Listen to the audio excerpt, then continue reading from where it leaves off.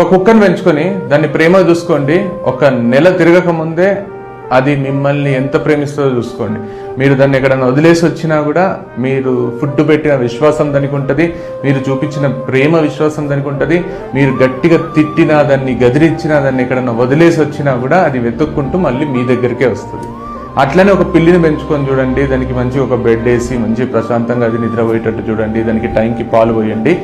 తర్వాత మీరు దాన్ని ఎంత తిట్టినా, ఏమి మాట్లాడినా దాంతోనే అది మిమ్మల్ని చచ్చినా వదలదు. ఒక గుర్రము మీరు ఎప్పుడన్నా గమనించుంటే, లేదా గుర్రాలను పెంచుకునేటోళ్ళు మీకు పరిచయం ఉంటే చూడండి, మీరు గుర్రానికి ఓనర్ అయితే మీరు బాధపడి మీరు ఏడుస్తుంటే అది కూడా ఏడుస్తుంటుంది. మీ కళ్ళల్లో నీళ్ళు వస్తే దాని కళ్ళల్లో కూడా నీళ్ళు వస్తాయి. అంత అటాచ్ అయిపోతుంది.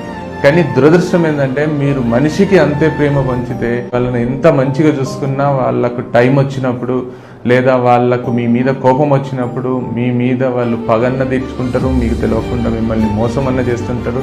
అంటే ఈ జంతువులకున్న విశ్వాసం కూడా ఈ మధ్య మనుషులకు ఉండలేదు. అందుకే జంతువుల ప్రియులు ఎక్కువైపోతున్నారు. జంతువుని ప్రేమిస్తే, కుక్కనో లేదా ఏదైనా పెట్టిని పెంచుకుంటే అది చూపించే విశ్వాసం మనుషులు చూపిస్తలేరు. కాబట్టి ప్రేమ మనుషులకు పంచబుద్ధి అయితలేదు. ఎందుకంటే అది ఆ విధంగా రిటర్న్ వస్తలేదు. I'm also dog lovers. Like, comment, share, subscribe please.